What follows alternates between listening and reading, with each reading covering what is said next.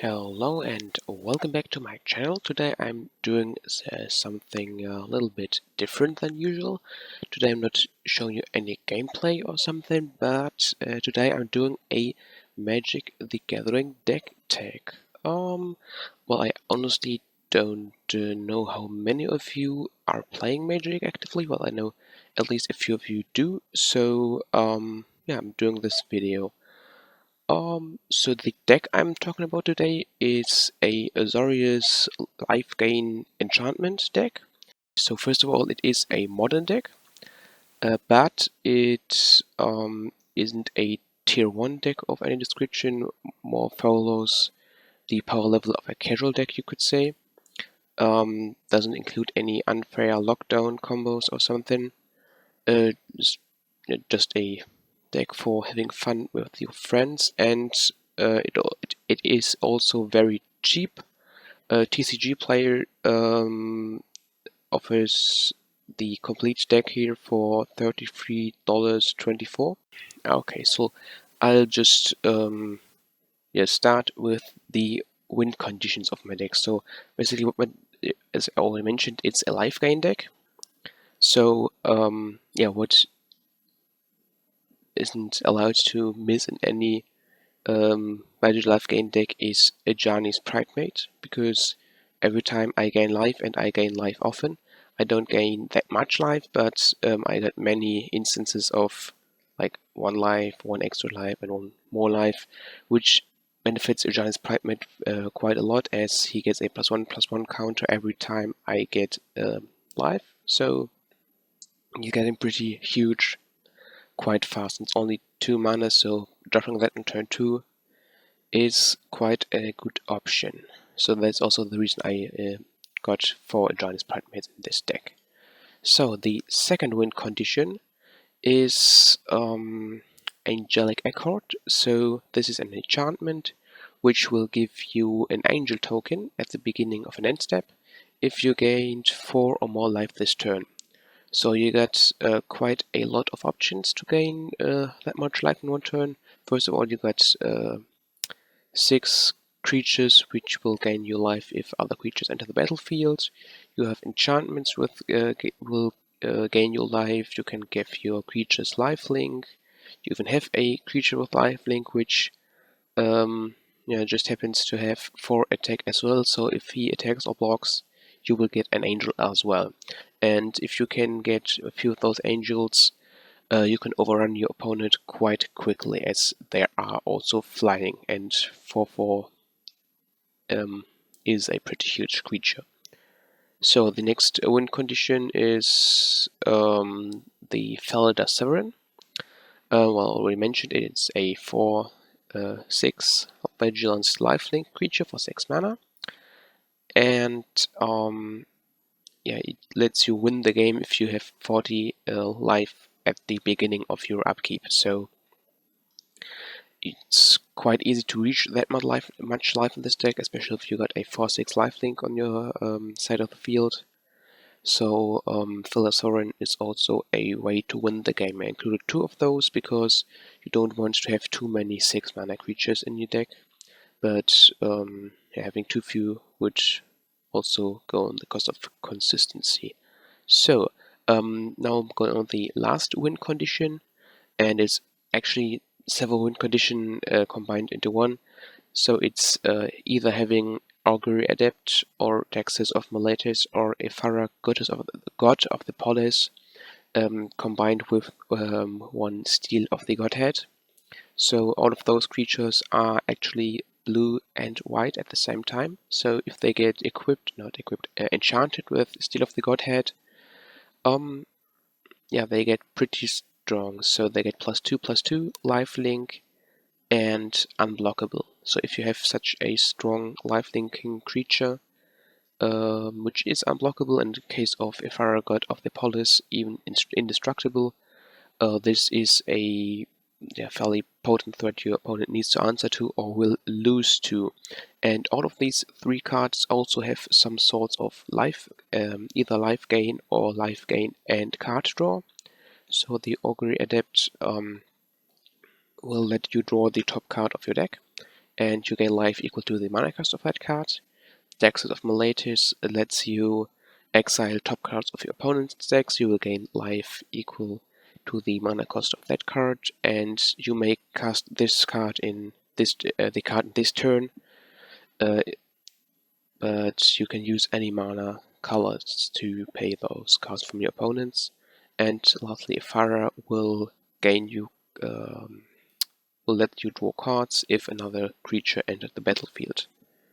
Only one per turn, but it's nice to have nonetheless. So these were my win conditions. Next I will talk a little bit about the life gain. So the most straightforward kind of life gain is the Soul Warden and the Soul's Attendant. I included 4 Soul Wardens and 2 Soul Attendants. Originally I played with 4 Soul Attendants as well, but I cut 2 of those in favor of some more removal. But you also can gain life via Faith's Fetters, which gains you 4 life, so again, good combination with Angelic Accord, or with Steel of the Godhead, which gives your creatures lifelink. As all of your creatures are at least white, they will gain lifelink, although it isn't really good to play Steel of the Godhead on a mono-white creature. Good, now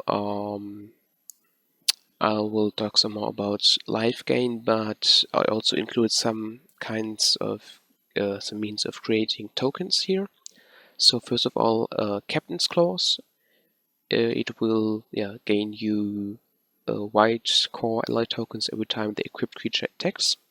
And with those tokens you again gain more life, you can draw more cards in case you have Ephara. And with enough HP you can get more. You can get an angel, which once again will give you more life. So this fits nicely together. And also in the main board there's one white Sun's Zenith, I don't know. It's a rather expensive card. This is also why I only have one of those in the deck. But it will give you a lot of tokens, and it will shuffle back into your library as well, which is very useful. So lastly, I'll have talk about removal, protection, and other support things I got in this deck. So first of all, the removal I got here is first kind of removal is not like real removal, but it's kinda removal. So Faith's Fetters and Pacifism, each one of those I got 1 in the deck. They will make the creature unable to either attack or block, and Faith's Fetters also it doesn't let them activate their abilities. And in terms of protection, you got the Pentarch Ward, which will give a creature protection from a color, and also will let you draw a card, which is quite nice. Now talking about support, I got 3 Helliot's Pilgrims in this deck, so they will allow you to search for aura cards and put them into your hand. So this is also the reason why I only include 1 Pacifism, 1 Faith's Fetters, 1 Pentarch Ward, and 1 Righteous Authority. Basically, so you can, if there's a situation where you need those cards, you play with one of your Helliot's Pilgrims and can search them from your deck. So this also helps you with the Steel of the Godhead and Adept or Daxus or Farah combo, which isn't a real combo, but it's a strong combination of cards, you could say. And lastly, I should mention that there's also a playset of Squadron Hawks in your decks. Well, they're in because they work together nicely with the Soul's Attendants and Soul Wardens, giving you lots of HP, but also being able to block the first few turns so you can survive longer, so your bigger creatures can get out. And now talking about the lands, the Squadron Hawk also has a synergy with the Mistveil Plains, because you basically can, in the late game, if you got a Squadron Hawk in the hand, you can put one of your Squadron Hawks from your graveyard back to your library, play the Squadron Hawk, get the Squadron Hawk in your library back to your hand, wait until the other Squadron Hawk dies, put it back into your library, play your Squadron Hawk from your hand out to the battlefield, get the Squadron Hawk on the deck back into your hand, and so on and so on. So this is basically an endless cycle of Squadron Hawks, giving you lots of HP, and yeah, lots of cheap, easy blockers. Then I also included a Emeria, the Sky Ruin. So this allows you to return creature cards from your battlefield, from your graveyard to your battlefield if you control 7 or more planes. I think this is also one of the most expensive cards in the deck, if I'm not mistaken. So I can only include one of those. And well, but they also can produce white mana.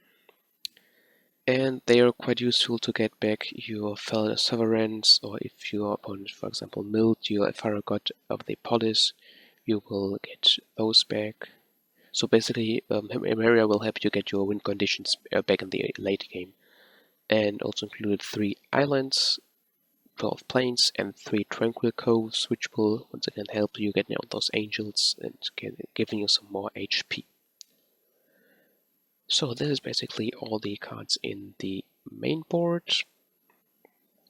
Now this deck also has a sideboard, which I will explain now. So first card in the sideboard is the Crone Horse, 2 of those indeed. So the Crone Horse really is the replacement for the Captain's Clause. So in most cases, really Captain's Clause will be more useful. But if you're in a situation where you either don't want to attack or you don't want to leave, because you want to have a blocker, so you don't want to attack out of that reason, you can get the Crone Horse. Well, it will give your opponent a 0-4 defender, but if you want to keep the game slow, that's no problem, and because in that case you will get a 1/1 soldier token regardless if you attacked or not. So the next card in the sideboard is 2x Cloud Shift. This will protect your creatures from removal, but you have to be careful here, as if you, for example, exile your Ajani's Pridemate, and it will come back, but it will lose all its counters, or if you exile your Daxes, it will lose all enchantments on it, so you have to be careful there. Next one is Hindering Light, a card which I like quite a lot. So a counter spell for 2 mana, which also draws you a card, but it only works if a spell targets either you or a permanent you control. So this is very good if you're playing against burn decks, or if you're playing against cards which have a lot of targeted removal. So this is used to protect your win conditions.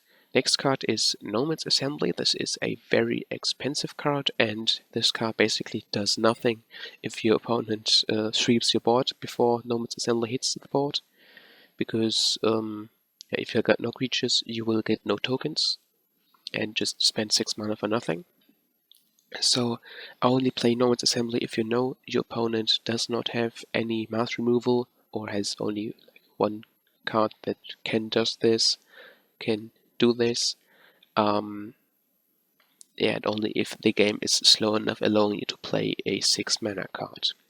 Next card is 2 more of Oblivion Rings. So you already got 2 Oblivion Rings in the main board.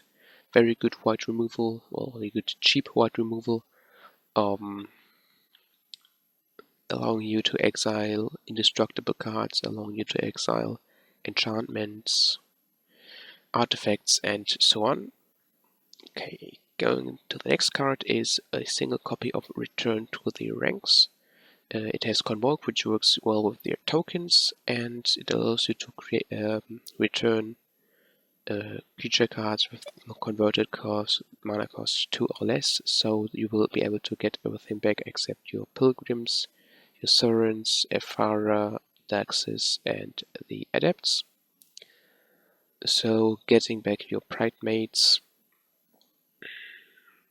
and Soul's Attendants and Soul Wardens is a very good thing to do indeed, but only if the game allows this, you get enough mana.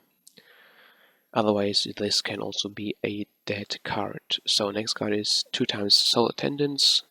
They were originally mainboard, but I switched them out for 2 Oblivion Rings, so if you think you don't need your removal, you can also switch the Soul Attendants in for more HP. And the last card is Traumod Script. It's basically the budget version of a Relic of Progenitors, and in terms of its function, which enables you to exile all cards in one player's graveyard for 0 mana. So this is, if your opponent works a lot with the graveyard, a good option to include, and otherwise it's totally useless. But yeah, so this is basically the deck I prepared here today. I hope you enjoyed this. Maybe you got some suggestions, got questions why I included several cards, or you got ideas of cards I could include which are better than ones I already have in it. But as always, thank you very much for watching.